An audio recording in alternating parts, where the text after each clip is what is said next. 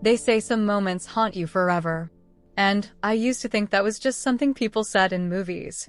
A line meant to sound deep, dramatic. But it's real. It's terrifyingly real. Hello, Because I'm I have a so glad moment you could like join that. me today. One This is my moment, little just a sanctuary where few I do my seconds best really, work. that changed everything. And no matter how many times I try to forget, I still hear the knock on my door. I still remember the way the hallway light hit his face when I opened it. His eyes were soft, hesitant, like he already knew this was a line we weren't supposed to cross. But he asked me anyway, and I said yes. I still don't know why. Or maybe I do. Maybe it's because I hadn't been seen in a long time. Not really seen. Not as a woman. Not as a person with feelings. With needs. And the thing is, this story didn't start with lust. It started with loneliness. It started with silence that got too loud. With a husband who stopped looking at me. With a home full of words that were never said. Have you ever been in a room full of people and still felt completely alone? That was my everyday. And then there was him. My stepson. Even saying that out loud now feels wrong. But I need to say it. I need to tell this because I think someone out there, maybe even you might understand. This isn't a story about seduction. It's about the gray areas no one talks about. It's about how life doesn't give you warning signs before it breaks you open. You can judge me. You can call me anything you want. But before you do, just listen. Listen to the whole story.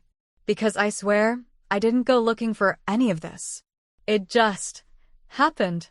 And maybe, just maybe, you'll see that it's not always about right or wrong. Sometimes it's just about being human. So, if you're still here, if you're the kind of person who understands that people are more than just their worst moments, subscribe now to Heartfelt Tales Unfold if you believe the human heart is full of secrets worth sharing. Because this is mine. And it starts on a Sunday afternoon, right before everything I thought I knew unraveled. I've been married to David for 11 years. At first, we were like any other couple in love, light teasing in the kitchen, whispered jokes at night, fingers grazing when no one was watching. We had something warm, something real. But somewhere along the way, life got louder than we did. Work stress, bills, routines that dulled us. The kind of silence that doesn't scream, just lingers. We stopped talking about the little things. Then the big things. Eventually, we stopped talking at all. He started working later, coming home drained. Dinner turned into leftovers. Conversations became schedules. And touch? Touch became habit, if it happened at all. It wasn't that he stopped loving me. He just stopped seeing me. You know that feeling? When someone looks right at you, but it's like they're staring through you. That's how it felt with David. Like I was wallpaper in my own home. And then there was Liam. David's son from his first marriage. 17. Almost 18. Quiet, polite. Thoughtful in that observant kind of way. The kind of boy who didn't say much, but when he did, you listened. He had his mother's eyes. Soft but sharp. Like they noticed everything, even the things you were trying to hide. Liam had always spent weekends and school breaks with us. But last summer, he moved in permanently. His mom had taken a job overseas. David insisted this would be good. Family under one roof, he said. It'll bring us closer. Funny how life plays with your expectations. Liam arrived with boxes, headphones, and a cautious kind of energy, like he wasn't sure if he was welcome. But he was. Of course he was. I treated him like my own from day one. At first, things were normal. He'd come down for breakfast, earbuds still in. We'd pass each other in the hallway, say goodnight in passing. But slowly, that changed. It started with small things. He began helping me with groceries, offering to do the dishes after dinner.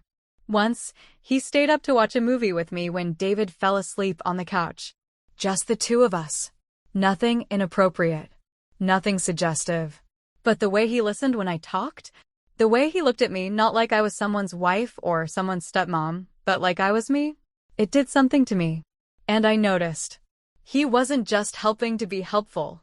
He was watching. Not in a creepy way. Just attentive. And that's what caught me off guard. Because attention? When you've been starved of it for so long, it feels like air after drowning. I remember one afternoon. David was working late again. The house was quiet except for the hum of the oven. Liam came into the kitchen, rolled up his sleeves, and started chopping vegetables like it was the most natural thing in the world. We cooked together, talked, laughed at something ridiculous on TV, and at one point, he looked at me and said, "You should laugh more. It suits you." It was such a simple thing, but it landed like a confession. That was the first time I felt something shift. Not with him. With me. I didn't want it to mean anything. I told myself I was imagining it. That I was just touched by kindness. That I was too tired, too lonely, reading into nothing. But deep down I knew. Something was waking up inside me, something I thought had died a long time ago. And the worst part? It felt good. I didn't ask for it. I didn't go looking. But when someone finally sees you, truly sees you, it's hard to close your eyes again. It started with a simple question. One of those everyday, throwaway questions that shouldn't mean anything. But somehow, it opened a door I didn't even know I'd left cracked. Liam walked into the kitchen while I was chopping onions. He leaned against the counter, hands in his hoodie pockets, and said, "Would you teach me how to cook?" Just like that. I looked up, surprised. He was always so quiet. Reserved. The kind of boy who mostly stayed out of the way. But there he was, standing in the doorway, waiting. I smiled, trying to keep it light. "Why? Got a date you're trying to impress?" He chuckled and shook his head. "Nah, just figured I should know how to make more than toast and noodles. Thought you might be the best person to learn from." The best person? That shouldn't have hit me the way it did. But God, it did. Because no one had called me the best anything in a long time. So I nodded. "All right. You're officially my sous chef." And that's how it started. Every evening after that, we cooked together. Nothing fancy, omelets, pasta, stir-fry. But those little moments became something more. We laughed over burnt rice. Shared stories. His hand would brush mine as he reached for the spoon. I'd lean in to show him how to season something just right. And he'd listen. Not distracted. Not impatient. He'd listen. Like what I was saying mattered. Like I mattered. One night, I dropped a plate and it shattered across the tile. I knelt down to clean it, and Liam crouched beside me, picking up the pieces. I must have sighed. One of those tired, soul-deep sighs you don't even realize you're letting out. He paused, then looked at me and said, "Are you okay?" Just 3 words. But I froze, because I couldn't remember the last time someone had asked me that and actually meant it. Not out of politeness. Not as a formality. Just genuine concern. From someone who noticed. I opened my mouth to lie. To say, "Yeah, I'm fine." But I couldn't. I just looked at him, and for a second, I think he saw the whole storm in my eyes. I laughed it off, eventually. Made some joke about how I was just tired, clumsy. He didn't push. But from that day on, something in the air between us changed. He lingered a little longer after dinner. Stood a little closer when I showed him how to slice onions. And I didn't stop him. Because I liked it. The way he looked at me. Like I was more than someone's wife, or someone's step anything. I was a woman again. And then, one night. It was late. David had gone to bed early, as usual. I was wiping down the counters when Liam came back into the kitchen. His hair was damp from the shower, and he had that nervous energy about him like he'd been rehearsing something in his head. He didn't speak right away. Just leaned on the opposite counter and watched me dry the dishes. And then he said, "Can I ask you something?" I turned, drying my hands on a towel. "Of course." He looked at me. Not like a kid. Not like a stepson. Just a person. He said, "Do you think I'm attractive?" The room went silent. So quiet, I could hear the clock ticking in the hallway. My heart skipped. I didn't know what to say. Didn't know how to say anything. It felt like the air had been sucked out of the room. Because no, I wasn't ready for that. I wasn't ready for the way his voice trembled slightly when he said it. Or the way he searched my face, looking for something, anything, that might tell him what came next. And the worst part? The part one still hate myself for? Was that a small part of me wanted to say yes. I told myself it was nothing. Just a boy being kind. Just a moment, one of those awkward, fleeting things that don't mean anything if you don't let them. But I knew. God, I knew it meant something to me. And not because of what he said. But because of how it made me feel. Desired. Not in some physical, lustful way, at least not at first. But in that soul-deep, aching way. The kind of desire that reminds you you're still alive. That you're still a woman. Still capable of being wanted. After Liam asked me that question, do you think I'm attractive? He waited for an answer I never gave. I just stood there, blinking, breath caught in my throat. He eventually looked away, muttered, "Sorry, I shouldn't have asked," and disappeared down the hallway. And I just stood in the kitchen, clutching a dish towel like it could anchor me. That night, I laid in bed next to David, my husband, my partner of over a decade, staring at the ceiling. He was snoring softly beside me, turned away, just like every other night. I reached out and touched his back. Lightly. Almost hoping he'd wake up, roll over, ask me what was wrong. But he didn't move. He never moved. And I remembered, months ago, I had told him I was feeling off. Sad. He told me to go get a massage or take a nap. He said, "You're probably just hormonal." And that was it.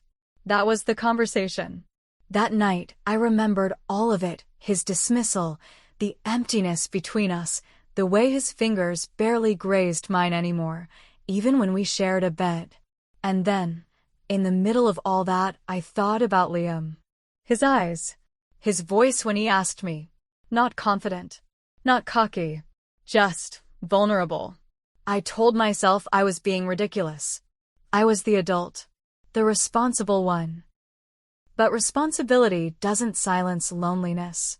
It doesn't quiet the echo of your own laughter in a kitchen where no one else is listening. It doesn't fill the space in a bed that's warm but somehow still cold. And when Liam came down the next morning, silent and avoiding my eyes, I felt this twist in my chest. Not guilt. Not yet. It was longing. Longing for the simplicity of that moment again. Of being asked a question that made me feel like more than just someone's wife. Over the next few days, I watched him more closely. He kept his distance. He was polite, as always. But something in him had shifted. Or maybe, something in me had. Was I imagining it? Or had he started lingering when I got dressed in the mornings? Was I reading too much into his smile? Sometimes I'd catch him watching me.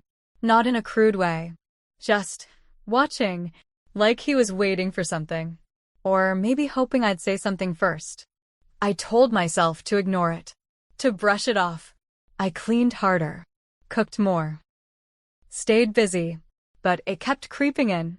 Every time David canceled dinner plans, or walked past me without noticing my new haircut. Every time I reached for his hand and he was scrolling on his phone. I felt it. That hunger. That whisper of what if. And it scared me. Because I wasn't the type of woman to think about someone else. Let alone someone under my roof. But I was thinking. I was wondering. Not just about Liam. About me. When did I stop feeling like a woman? When did I become just mom, or wife, or background noise? The guilt started as a flicker. A quiet voice in the back of my mind saying, "This is wrong." But then another voice would whisper back, "But what if it feels right?" And somewhere between those two voices, I got lost. I started wearing lipstick again. Started brushing my hair a little slower in the mirror. Started noticing how often Liam passed by the bathroom when I was in it. I told myself it didn't mean anything. That I wasn't doing anything wrong. I was just existing. But deep down I knew. I knew I was playing with fire. And I wasn't sure if I wanted to put it out. Or see how close I could get before it burned me. It didn't happen all at once. There was no single moment where everything tipped over. It was little things. Quiet things. Things that on their own might seem innocent, but together, they built a path we shouldn't have walked. It started with the questions. Not casual ones. Not the kind teenagers ask when they're bored or being polite. They were personal. Deliberate. Thoughtful in that way Liam always was. Do you ever miss who you used to be? Did you always know you wanted to be married? Do you think people can fall out of love without realizing it? I'd pause every time. Because they weren't just questions, they were mirrors. Held up to parts of myself I'd been trying not to see. One afternoon, I had just stepped out of the shower. The hallway was quiet.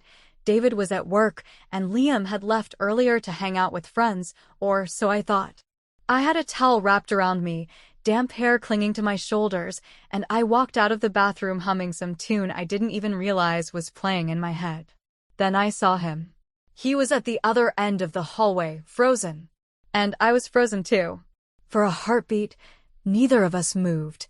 I expected him to turn around, look away. But he didn't, not right away. His eyes met mine, and they didn't drop. He didn't smirk. He didn't leer. He just looked. And in that look, there was 1,000 unspoken things.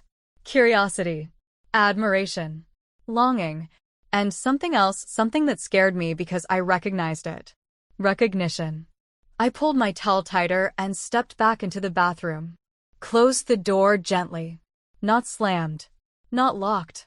Just gently. I leaned against it, heart pounding, breathing uneven. I told myself it didn't mean anything. I told myself it was an accident. But I didn't feel like I had just been seen by a boy. I felt like I'd been seen by a man. That night, I tried not to think about it. I sat on the couch watching an old movie David and I used to love. Only this time, I was watching it alone. David was asleep in the bedroom. Halfway through the film, I heard footsteps. Liam. He didn't say anything, just sat beside me. Closer than usual. And after a few minutes, he leaned his head on my shoulder. Just rested it there, like it was the most natural thing in the world. I didn't move. I didn't speak. I didn't breathe. I just sat there, letting the weight of him anchor me, letting the warmth of his cheek press into my skin. After a while, he whispered, "I trust you more than anyone." His voice cracked. "I can't talk to Dad the way I talk to you. He doesn't listen. Not like you do." My heart shattered and swelled at the same time. I wanted to be what he needed. I wanted to protect him. But part of me also wanted something I hadn't dared name. Something dangerous. Something selfish.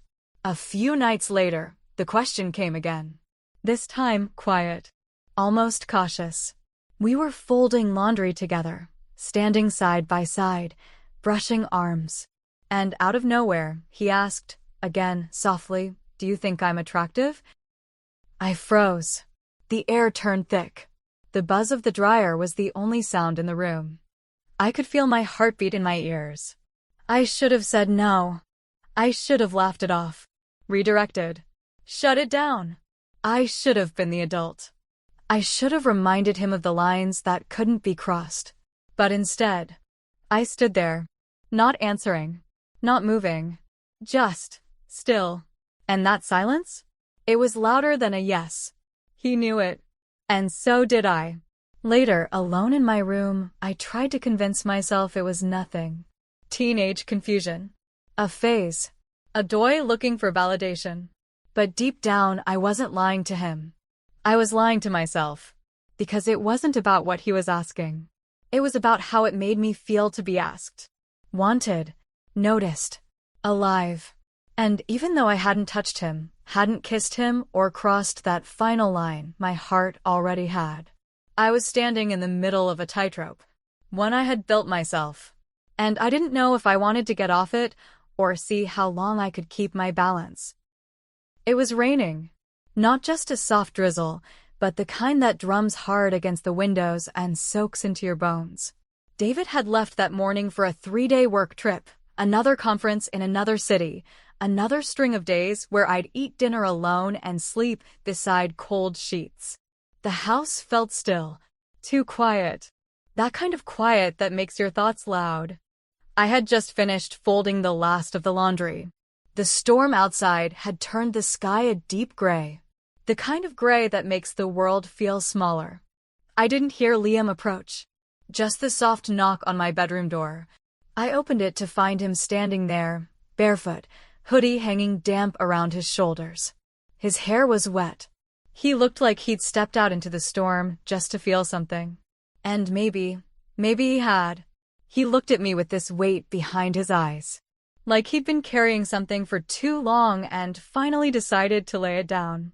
He didn't say hello, didn't smile. He just said, "I have a request." His voice was barely above a whisper. I stepped aside, letting him in before I even realized what I was doing. He sat on the edge of my bed, hands clasped, shoulders tense, the rain tapping steadily against the window behind him. Then, without looking up, he said, "I've never kissed anyone." Not really. And I know it's stupid, but I want to know what it's like. I want it to mean something. I want it to be with someone I trust. He looked up at me then. "And I trust you." There were 1,000 things I should have said. 1,000 ways I could have drawn a line, built a wall, protected us both from what was coming. But I didn't. I didn't say yes. But I didn't say no. And sometimes, silence is louder than consent.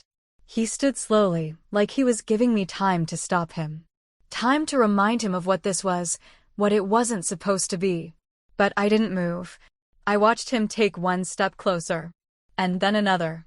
And when his hands gently brushed mine, I didn't pull away. When his eyes searched my face, waiting for rejection, I let him find something else. Something open, something aching. And when he kissed me soft, trembling, hesitant, I didn't stop him. I didn't guide it. I didn't deepen it. But I let it happen. And in that moment, I forgot everything. My name, my age, my guilt, my title. I just felt alive. Not proud, not even safe, but alive in a way I hadn't felt in years. It wasn't passionate. It wasn't reckless. It was tender, scared, fragile. Two people, one too young to fully understand what he was asking for, and one too hollow to admit what she was giving into. When it ended, he didn't say a word. He just looked at me, eyes wide, breath shaky, then turned and quietly left the room. And I stood there, still, alone, listening to the storm outside, and the one that had just started inside me. The next morning, Liam couldn't look me in the eyes. He came downstairs late, later than usual. His hair was still damp, his hoodie pulled tight over his head like he wanted to disappear inside it. He mumbled something about not being hungry and grabbed his backpack off the counter. Didn't touch his coffee. Didn't wait for me to say anything. Just left.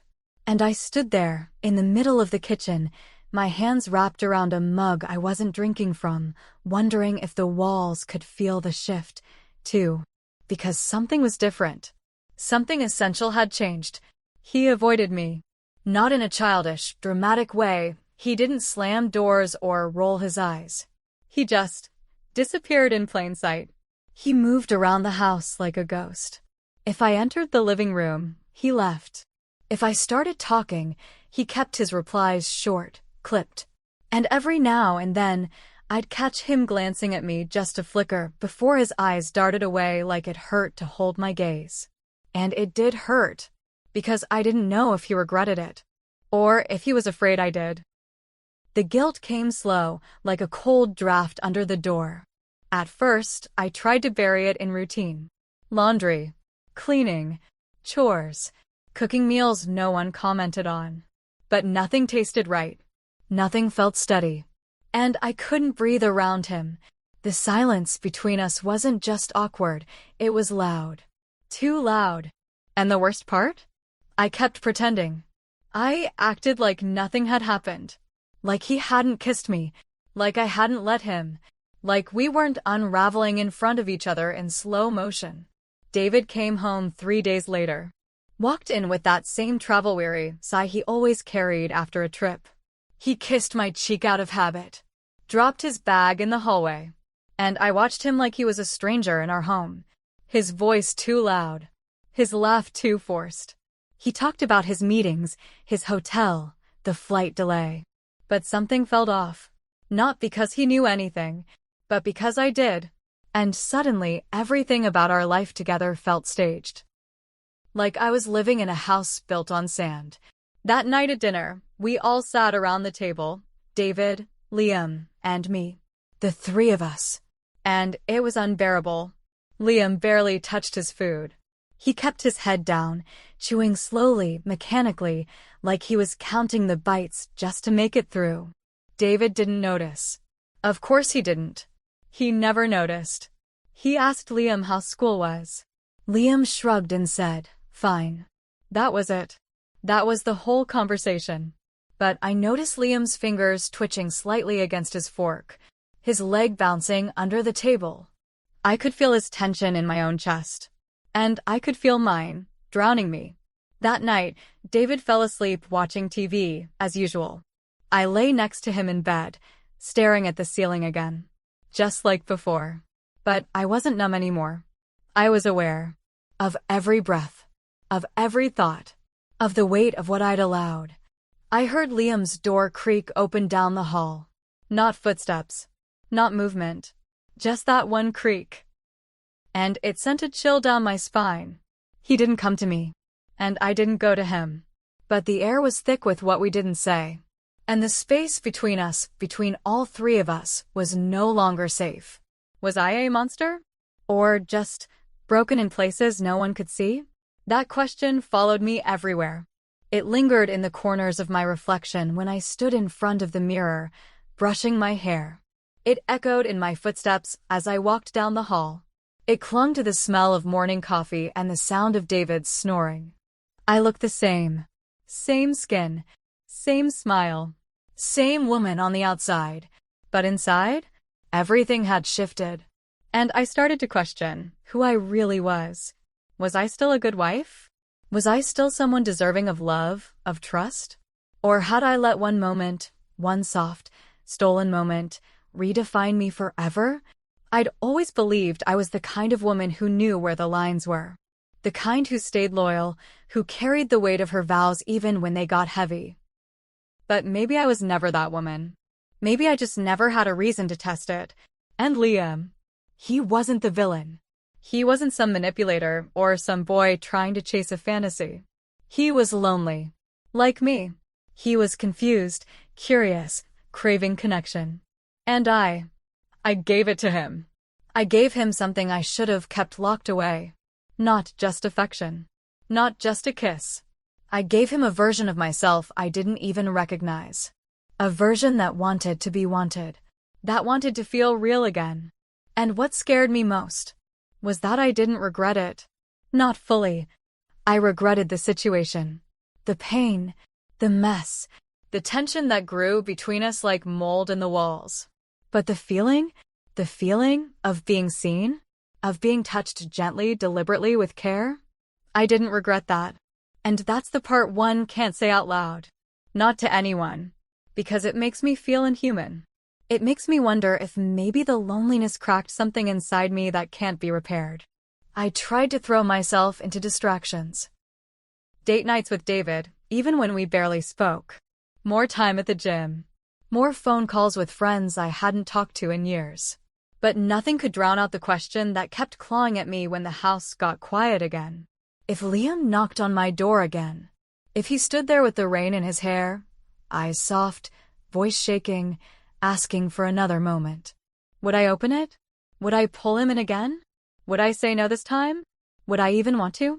And that uncertainty, that war inside me, is what keeps me awake at night. Because sometimes, the real betrayal isn't in the act. It's in the fact that you'd still choose it, even knowing how much it would cost.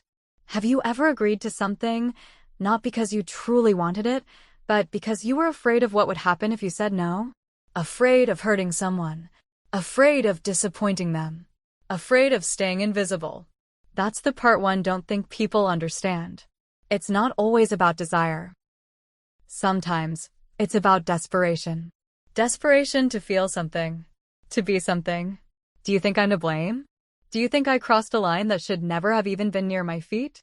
Or was I just a woman? Trying to matter again? Trying to feel like I still existed in a world that had stopped making room for me? Tell me in the comments, was this betrayal? Or was it emotional survival? Was it weakness? Or was it the kind of flaw we all carry deep down when no one's watching? Because I don't pretend to be perfect. I'm not here to ask for forgiveness. I'm just telling the truth. My truth. And maybe, just maybe, there's someone out there who understands. Someone who's been there. Who's walked to the edge of something unthinkable and looked down. If these stories stir something in you, if they make you pause, make you question, make you feel, then like this video. And subscribe to Heartfelt Tales Unfold. Because here, we don't just tell stories.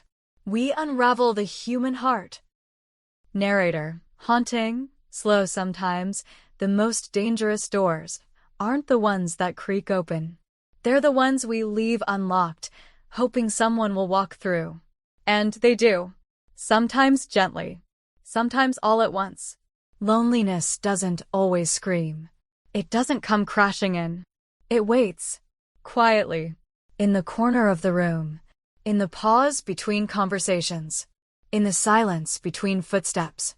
It waits. Until your guard drops. Until you stop checking the locks.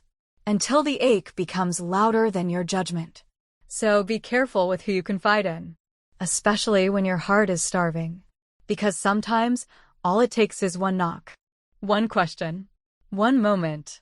And everything you thought you knew about love, about loyalty, about yourself begins to unravel. And by the time you realize it, it's already too late to go back.